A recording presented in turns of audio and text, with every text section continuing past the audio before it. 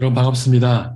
모리어스에서 최인규 선교사입니다. 지구 정반대편에 비행기로 13시간 걸리는 곳에 있는데도 불구하고 이렇게 귀한 기회를 주시고 또 함께 저희 가정의 기도 제목과 선교 사역을 나눌 수 있는 기회를 주셔서 감사합니다. 제가 한국을 방문하면은 많은 분들이 가지고 있는 선교지에 대한 오해가 한 가지 있습니다. 그 오해는 선교지는 가난하고 가난하면 다 불쌍하다라고 하는 오해들입니다. 사실 가난이라는 게 저도 어렸을 때 가난하게 살았지만은 불편하고 어렵고 밖에서 보면 불쌍하지만 제가 선교지에 살아와서 보니까요. 선교지라고 다 가난한 것도 아니고 가난하다고 그 사람들이 제가 불쌍하다고 했을 때 별로 좋아하지도 않습니다. 제가 한 가지 예를 들면요. 저는 그 모리어스 장로교단에 있는 5개 교회 중에 한 교회를 연세 많으신 이제 70이 넘으신 목사님과 함께 공동 목회하고 있습니다. 제가 사역하는 교회는 시내 한가운데 있고 모리어스 장로 교단에 있는 교회들 중에서 가장 경제적으로 넉넉한 교회입니다. 중산층 이상이 다니는 교회입니다. 모리어스 장로교회 대부분의 교인들은 가난하고 어렵고 제가 아는 한 모리어스 장로교회 대부분의 사람은 어렵지만은 적어도 제가 목회하는 교회 교인들은 어려운 사람보다 저보다 형편이 더 나은 사람들이 훨씬 많이 있습니다. 한 가지 예로요. 저희는 이제 다음 주가 지나면 이곳에 부활절 휴가가 한 15일 정도, 2주 좀 넘게 시작되게 됩니다. 모리어 사람들은 부활절 휴가를 아주 잘 지킵니다. 예수님 안 믿는 사람도 부활절 휴가 때 어딘가로 놀러 갑니다. 그런데 제가 지난주 예배를 드리는데요. 예배 드리는데 저랑 저희 교회 담임 목사님이랑 저랑 둘이 들었어요, 예배를요. 교회가 이렇게 작은 교회가 아니거든요. 그 목사님께 여쭤봤어요. 목사님, 오늘 왜 이렇게 사람이 적어요? 그랬더니 목사님 하시는 말씀이 저희 두 가정을 제외하고는 다 해외로 놀러 갔다는 거예요. 저는 이 상황이 정말 너무 놀랍더라고요. 왜냐하면은 코로나 상황 가운데에서 많은 불편들이 있잖아요. 해외 나가는데요. 특별히 여러분들 한국에 계시면서 사실 해외여행은 고사하고 국내 여행도 쉽지 않은 걸 우리 느끼고 있습니다. 하지만 정작 제가 사역하는 모리어스 저희 교회 교인들은요. 오늘 이 시간도 프랑스 파리, 영국 런던 놀러 가서 맛있는 거 먹고 사진 찍고 놀고 있습니다. 자, 그래서 그 교인들을 만났을 때 느끼는 마음은 선교지라고 반드시 다 가난한 사람만 모여있지 않는구나. 반면에요, 저희 교단 안에 정말 옷도 제대로 못 입을 만큼 가난한 사람들도 많이 있습니다. 제가 방문하면은요, 어떤 교인들은 장애가 있어서 말을 하지 못하거나 눈이 안 보인다거나 활동을 못하고 당장 오늘 어떻게 먹고 살아야 되나 하는 걱정하는 사람도 많이 있어요. 그런데 그런 사람들도 동시에 제가 선교사이기 때문에 불쌍해서 이거 물건 갖고 왔습니다라고 하면은 별로 반가워하지 않아요. 왜냐하면은 모리어스 사람들의 특징이 선교제 사람의 특징이 친구한테 불쌍하게 여기는 걸 별로 반가워하지 않아요. 근데 제가 이곳에서 뭔가 주러 온 사람이라기보다는 친구로 왔고 교회 목사로 왔기 때문에 내가 아무리 가난하고 어려워도 목사님이 나를 향해서 막 불쌍하다고 생각하면은 되게 자존심이 상해합니다. 여러분은 어떻습니까? 다른 사람들이 나를 볼 때 불쌍하게 보면 좋아합니까? 저는 인천이라는 도시에서 살았습니다. 서울 바로 옆에 있는 도시죠. 제가 인천에서 초등학교, 중학교, 고등학교 공부할 때에는 인천이나 서울이나 비슷한 줄 알았어요. 그런데 나중에 대학에서 공부하기 위해서 서울에 있는 장로신학대학교에 들어갔더니요. 저랑 같이 공부하는 전도사님들이 제가 인천에서 왔다니까 불쌍하게 보는 거예요. 왜냐하면 지방에서 왔다고. 여러분은 어떻습니까? 혹시 여러분 서울 갔을 때 서울 사람들이 이제 완주 내려갑니까? 이제 전주 내려갑니까? 말할 때 기분이 좋습니까? 저는 자존심이 강한 사람이어가지고 누가 저를 불쌍하게 볼 때 기분이 안 좋더라고요. 제가 남아공에 생각할 때에는 저희 동네에 사는 대부분의 사람들이 저를 불쌍하게 생각했습니다. 왜냐하면은 중국인이기 때문에 가난할 거라고 생각했기 때문입니다.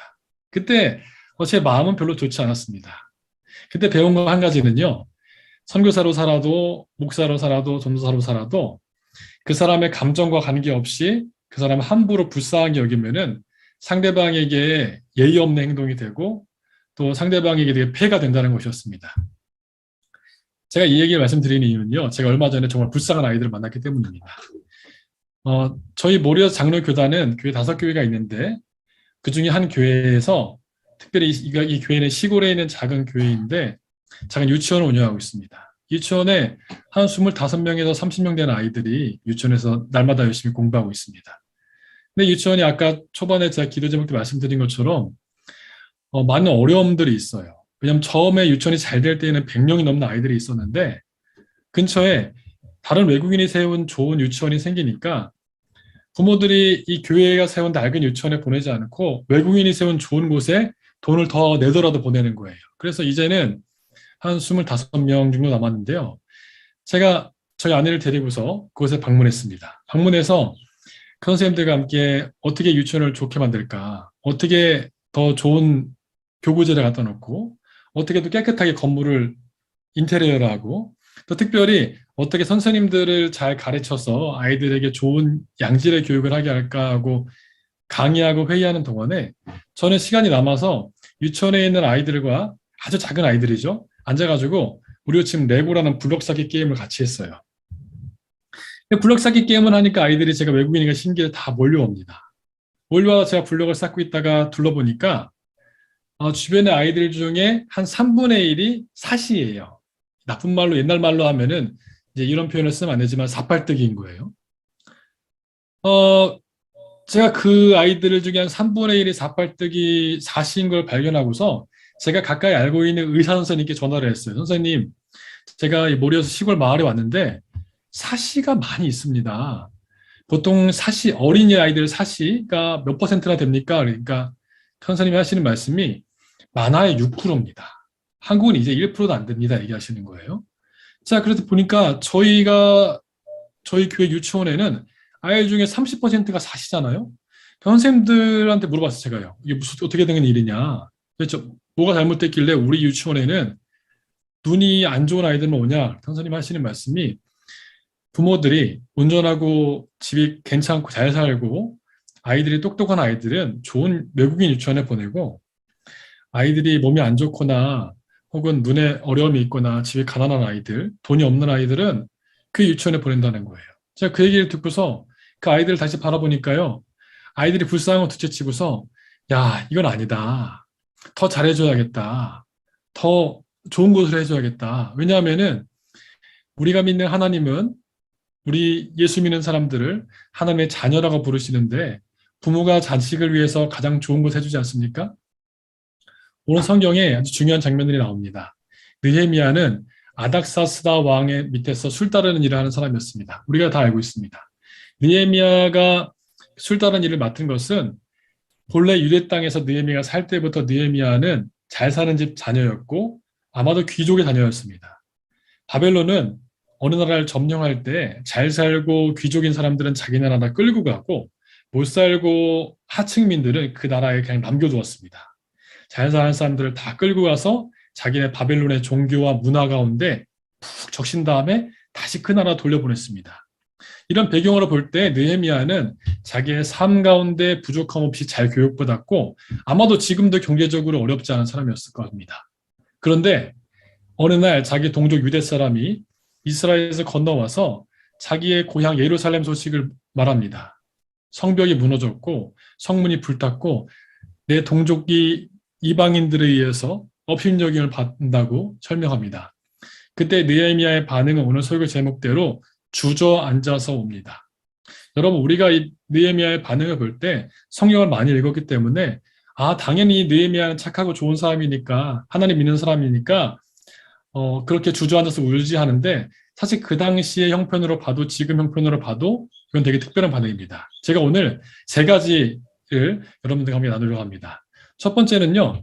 느헤미야가 유대 땅에서 남겨진 그때 느헤미야는 이미 망해버린 나라에서 끌려왔기 때문에 자기가 전에 살았던 유대 땅 이스라엘을 걱정할 의무가 있는 사람이 아니었습니다. 그런데 하나님이 그 마음 가운데 긍휼을 주시고 그 긍휼이 그 마음 가운데 큰 불이 되어서 느헤미야와 유대 민족들의 운명을 바꿉니다.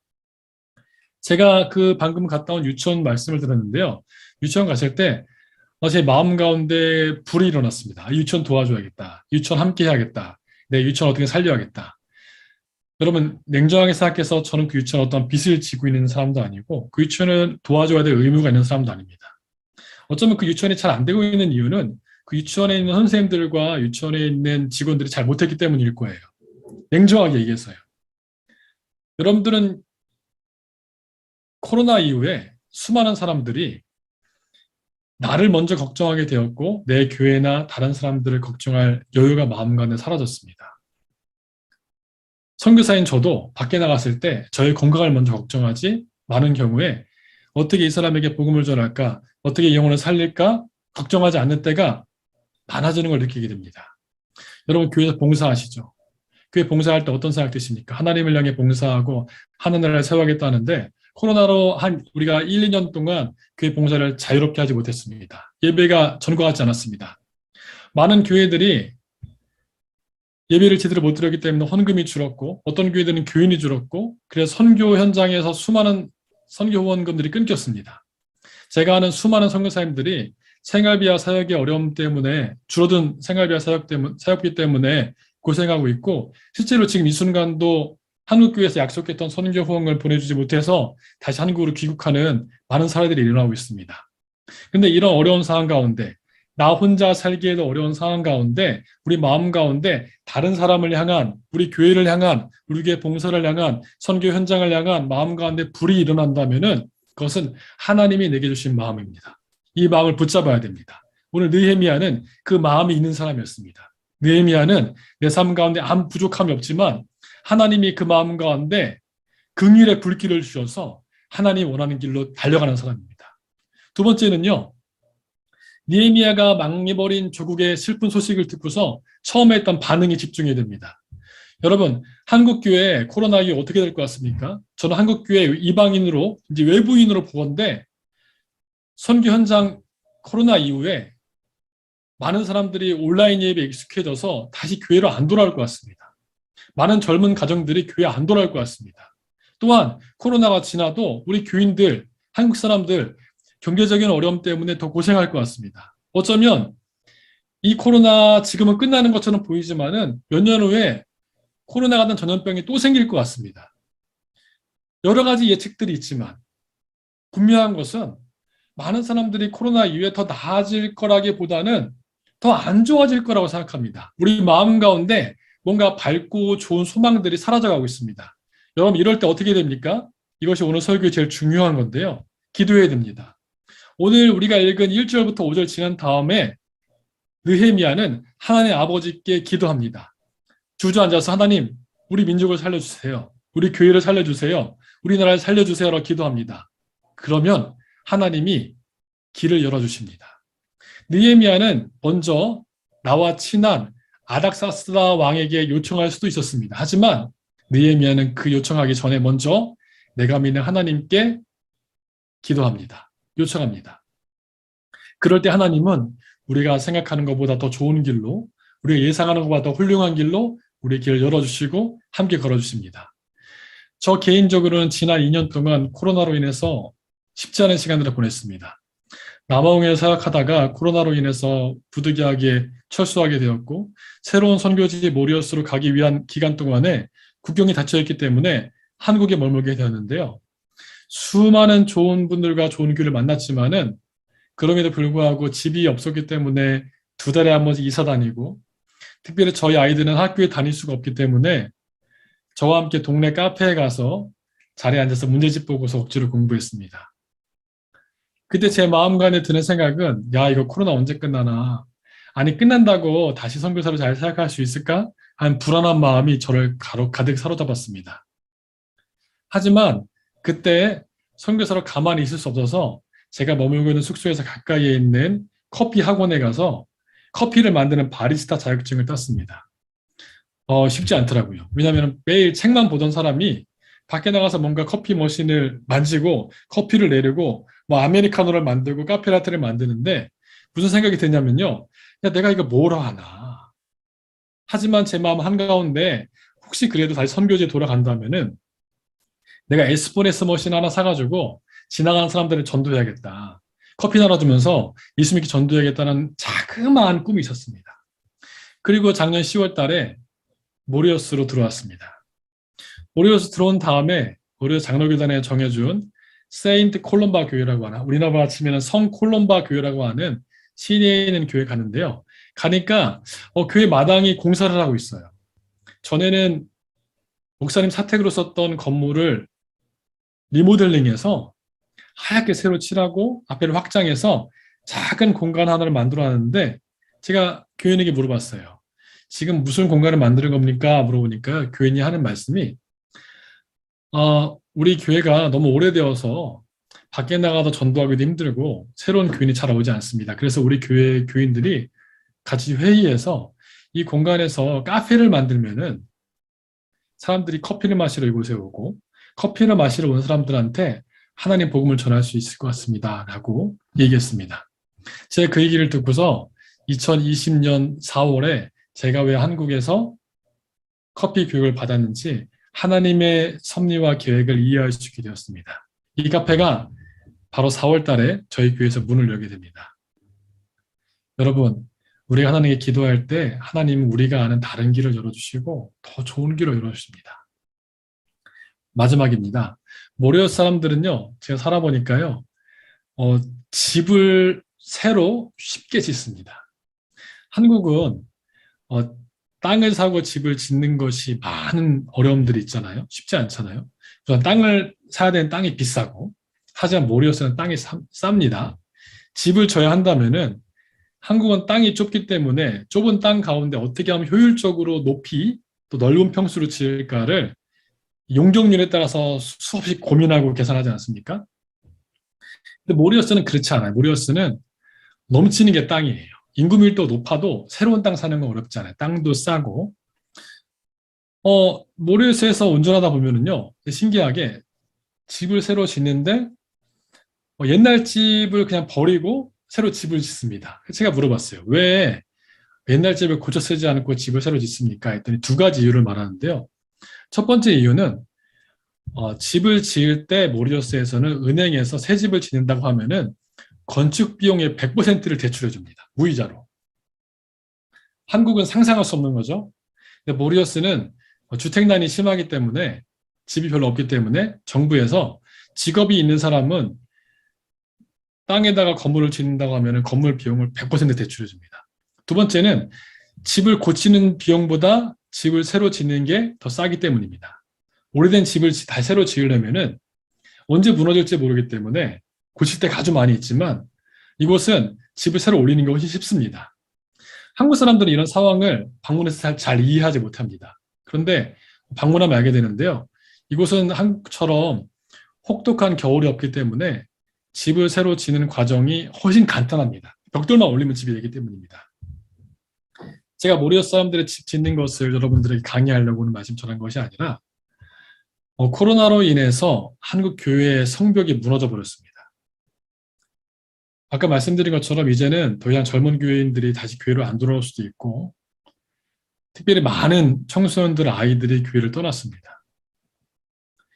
제가 한국에 있는 큰 도시들 인천이나 서울 이런 도시를 방문하면은요, 교인들이 교회에 어려움이 생기면은 그 교회를 버리고 다른 교회로 옮겨갑니다. 하지만 예수 믿는 사람의 입장에서 볼 때에는 집은 새로 지을 수 있지만 교회나 나라는 새로 지을 수가 없습니다. 미워도 아쉬워도 어려워도 다시 고쳐서 새롭게 져야 됩니다. 제가 지금 사역하는 모리어스에 있는 성 콜럼바 교회도 마찬가지입니다. 이 교회는 100년이 넘은 건물을 가지고 있습니다. 처음에 밖에서 볼 때는 그럴듯했는데요.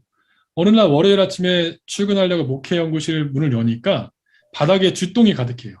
무슨 말이냐면요. 교회에 쥐가 사는 거예요.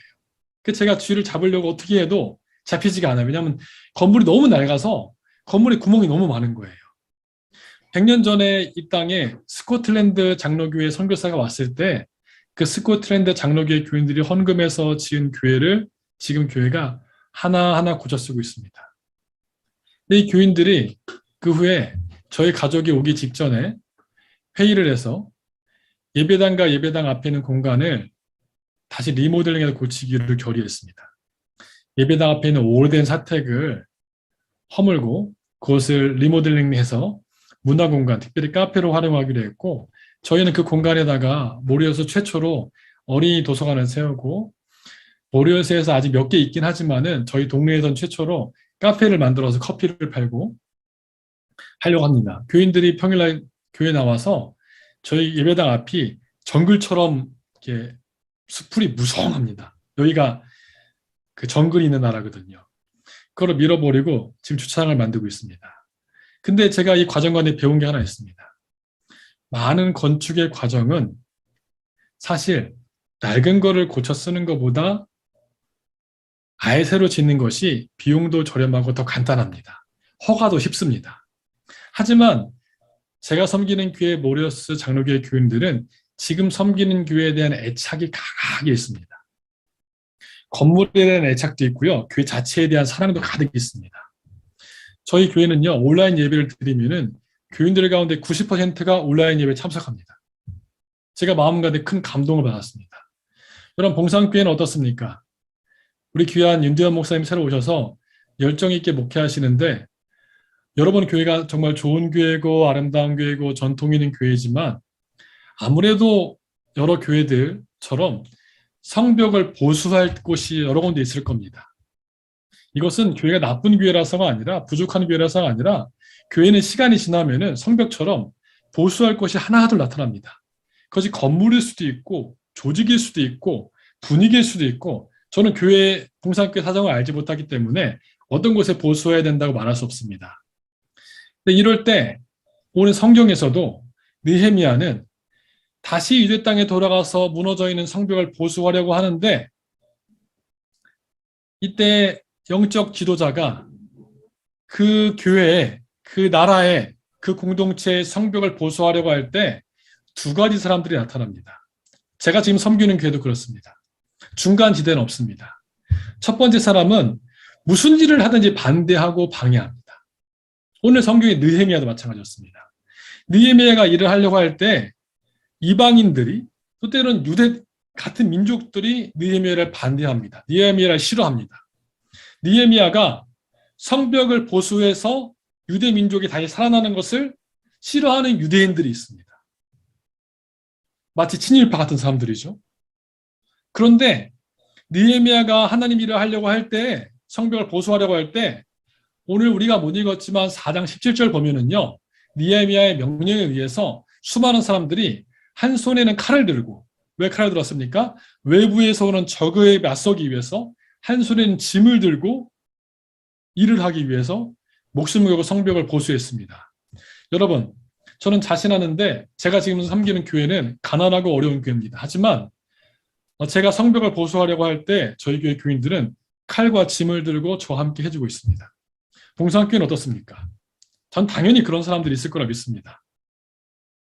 우리가 신앙생활하면서 수많은 어려움들을 만나게 됩니다. 저는 선교지에서 생활하면서 오늘도 어제도 여러 가지 다양한 어려움들을 만납니다. 이것도 사람 사는 세상이기 때문입니다. 특별히 코로나 때문에 더 어려움들이 많이 있습니다. 교인들이 더 어려워하고 사역이 더 쉽지 않습니다. 예배를 드리는 것이 쉽지 않습니다. 밖에 나가 누구 만나려고 해도 쉽지 않습니다. 이 코로나 상황은 내가 어떻게 해결할 수 있는 문제가 아니기 때문입니다. 그럴 때 우리는 어떻게 됩니까? 여러분들은 어떻게 하십니까? 사랑하는 여러분, 우리가 내 마음대로 안 되는 어려운 긴 상황이 있지 않습니까? 특별히 코로나. 아마 코로나가 끝나도 또 다른 문제가 우리를 사로잡고 어렵게 할 겁니다. 그때 우리는 어떻게 됩니까? 오늘 느헤미야처럼 주저앉아서 하나님 나 살려주십시오. 하나님 날 버리지 말아 주십시오. 하나님 나를 이곳에서 주님의 도구로 사용해 주십시오. 내가 주님의 도구로 사용받고 싶습니다라 기도해야 됩니다. 그때 하나님이 나를 이끌어 주셔서 나를 붙잡아 주셔서 하나님이 보여주시는 무너지는 성벽의 자리로 나를 이끌어 주십니다. 하나님 응답해 주시고 하나님 우리와 함께 해 주십니다. 저는 이 자리 선교지에 새로 와서 이 모리어스에서 이제 6개월 돼가는 선교사입니다. 하지만 날마다 하나님이 저를 붙들어 주시고 날마다 하나님이 함께 해주신 것을 느끼고 살고 있습니다. 여러분은 어떻습니까? 우리가 내 힘으로 살려고 할 때 되는 것은 하나도 없습니다. 저는 선교지에 살고 있으면서 저희 동네에서 가장 말도 못하는 사람이고 심지어 날마다 운전하지만 길도 잘 모릅니다. 어린아이처럼 매일 오가는 길도 잊어버리고 있습니다. 하지만 한 가지 제가 확실하게 아는 것은 우리가 우리 삶의 어려움들을 만나서 힘들어할 때, 이곳에 주저앉아 있을 때 단순히 주저앉아 있지 않고 하나님께 기도할 때 하나님 나에게 응답해 주시고 나를 사랑해 주시고 내 길을 열어주시고 나와 함께 하시는 하나님이시라는 사실입니다. 사랑하는 여러분, 봉산교회가 기도해 주시고 후원해 주셔서 감사합니다. 특별히 지난번 한국 방문 기간 동안에 여러분들이 저희 가정, 특별히 저희 아이들의 이름까지 기억해서 한 명 한 명 이름 불러가면서 기도해 주셔서 너무 감사합니다. 그 과정이 저와 저희 아내에게 큰 감동과 은혜가 되었습니다. 이곳에서 저희 네 식구는 매일 저녁 가정예배 드릴 때 봉산교회 이름을 불러가면서 함께 기도하고 있습니다. 여러분, 우리 모두가 지금 쉽지 않은 시간들을 보내고 있습니다. 쉽지 않은 시간을 보내고 있지만은 하나님이 우리에게 새 소망 주실 것입니다. 이 믿음 가운데 살기 원합니다. 기도하겠습니다. 하나님 감사합니다. 부족한 종을 주의 귀한 교회에 불러주어서 함께 이 금요일 귀한 예배 드릴 수 있게 인도해 감사합니다. 하나님, 코로나로 인해서 우리가 많이 어려움을 겪었고 또 어려움 가운데 있습니다. 그러하오나 하나님 우리를 나이 살려주시고 우리를 주님의 귀한 선교의 도구로 사용해 주실 것을 믿습니다. 하나님, 우리를 살려주시고 우리가 주저앉아 있을 때 우리를 일으켜 주십시오. 예수님의 이름으로 기도드립니다. 아멘.